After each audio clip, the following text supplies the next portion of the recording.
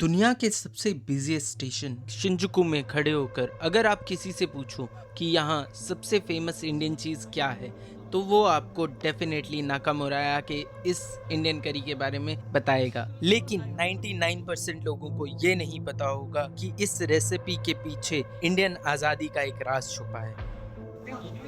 आज 15 अगस्त है और 15 अगस्त 2026 इंडिया से 5000 किलोमीटर दूर मैं इस शिंजुकू की भीड़ भाड़ में खड़े होके 100 साल पुराने उन कदमों को फॉलो करने वाला हूँ जिन्हें हमारी हिस्ट्री बुक्स ने अधूरा छोड़ दिया।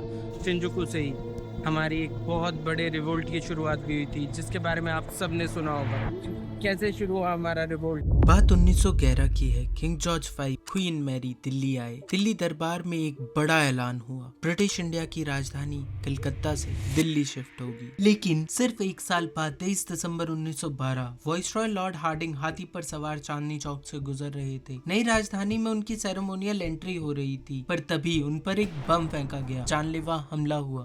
और इस सब के मास्टरमाइंड रास बिहारी बोस देहरादून में एक सरकारी क्लर्क की नौकरी करते रहे और तैयारी करने लगे एक बगावत की। 1915 प्लान था ब्रिटिश आर्मी के सिपाहियों को एक साथ खड़ा करना, उन्हीं के हथियारों से उन्हीं के खिलाफ आंदोलन करना। लेकिन तारीख रखी गई 21 फरवरी। प्लान लीक हो गया, तारीख बदलकर 19 फरवरी भी की, पर ब्रिटिश पहले से तैयार थे। बगावत शुरू होने से पहले ही कुचल दी गई। इस समय तक रास बिहारी बोस ब्रिटिश हुकूमत के निशाने पर आ चुके थे, लेकिन पहचान बदलने में माहिर बोस उन्हें चकमा देते रहते और ब्रिटिश उनके पीछे ही थे। 1915 में रास बिहारी बोस ने राजा PN टैगोर की पहचान यूज की और इंडिया से जापान के लिए निकल गए और पहुंचे नाकामुराया बेकरी, जो आज ऐसी दिखती है। पर यह सिर्फ एक करी की कहानी नहीं है। रास बिहारी बोस की कहानी आगे चलकर इंडियन नेशनल आर्मी और कहें तो आजाद हिंद फौज की बुनियाद तक पहुंचती है। ये है वो रेस्टोरेंट सिंस 1927 और चलिए तो लेट्स सी। और यहाँ पर भारी वेटिंग के बीच में हम पहुँचे। हमारा नंबर 100 है और इतनी ज़्यादा वेटिंग है, तो अभी हम मेन्यू लेके देख रहे थे। मेन्यू पे भी इन्होंने स्टोरी लिखी है, यहाँ तक कि वेटिंग एरिया में इन्होंने उनकी पूरी लाइफ की जर्नी लिखी है। फाइनली हमारा नंबर आने के बाद हम रेस्टोरेंट के अंदर गए एंड सच में ही बहुत बड़ा और बहुत ही ब्यूटीफुल रेस्टोरेंट था ये।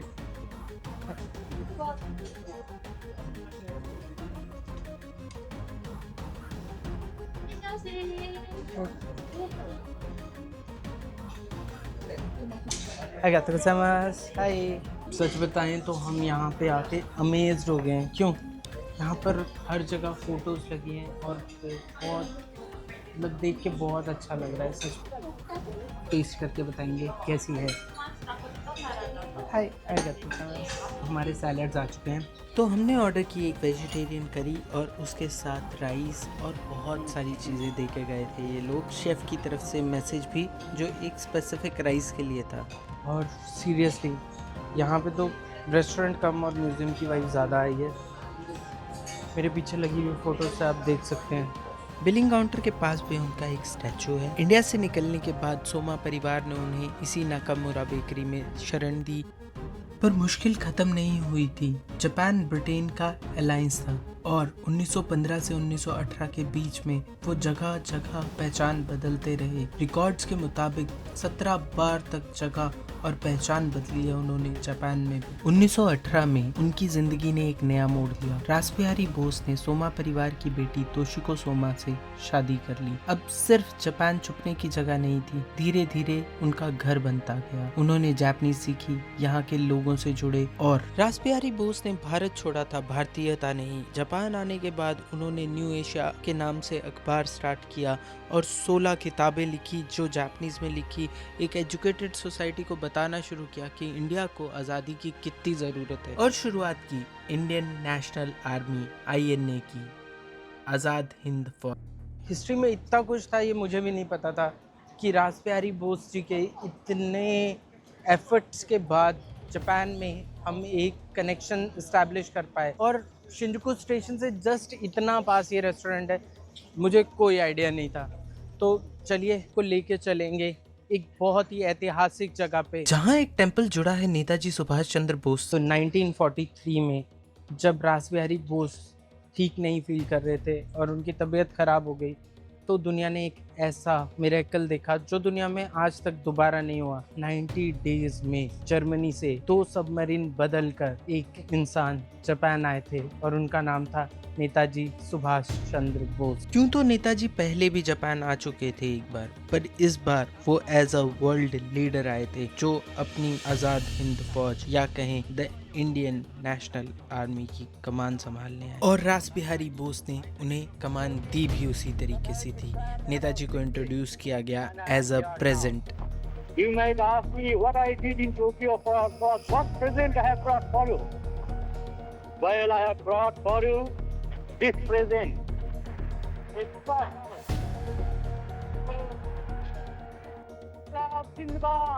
हिगाशी कोएंजी स्टेशन से निकलकर अब हम यहाँ से 350 मीटर वॉक करके जाएंगे रिंकोजी टेम्पल और जानेंगे इस टेम्पल में आखिर ऐसा क्या है। लेकिन असली मिस्ट्री यहाँ आकर शुरू होती है जब उनकी जर्नी टोक्यो के एक क्वाइट रेजिडेंशियल वार्ड में आकर रुक गई।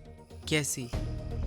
1944 आज़ाद हिंद फौज मणिपुर तक पहुंच चुकी थी। लग रहा था अब आज़ादी दूर नहीं है, पर फिर आया 1945 और सब बदल गया। इतनी लंबी बीमारी के चलते 1945 जनवरी में हमने रास बिहारी बोस जी को खो दिया और वो आज भी जापान में तामा में रेस्ट कर रहे हैं। जापान के एम्परर ने उन्हें the Order of Rising Sun का अवार्ड दिया, जिसने उन्हें हाईली डेकोरेटेड फॉरेन सिटीजन बना दिया था जापान के अंदर। और कुछ महीनों बाद वर्ल्ड वॉर 2 अपने सबसे खौफनाक मोड़ पर आ गया। जी हाँ, 6 अगस्त हिरोशिमा, 9 अगस्त नागासाकी और 15 अगस्त को तो जापान ने सरेंडर ही अनाउंस कर दिया था।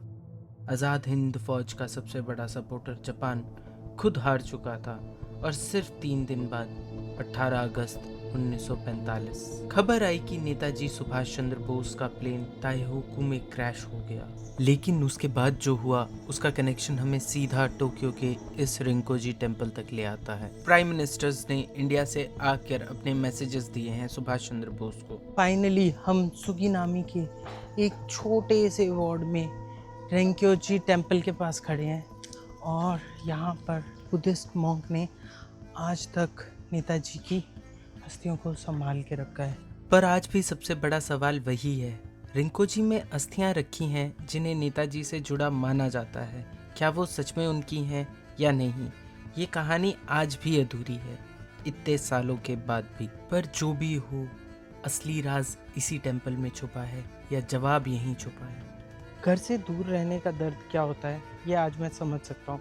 मुझे भी इंडिया से दूर 7 साल हो गए हैं, बट इंडिया से दूर रह के नेताजी ने और रास बिहारी बोस जी ने अपनी पूरी ज़िंदगी जापान में सिर्फ इंडिया की आज़ादी के लिए लगा दी। एंड सल्यूट है इनकी देशभक्ति को। और आज उस आज़ादी से हम क्या कर रहे हैं। थैंक यू आप सबका इस वीडियो को यहाँ तक देखने के लिए। ये थी कहानी रास बिहारी बोस जी की, जिन्होंने भारत छोड़ा था, भारतीयता नहीं। और नेताजी की स्टोरी अगर पूरी जानना चाहते हैं तो मैं रिसर्च करूँगा। जय हिंद लिख के जाइए और सब्सक्राइब कीजिए।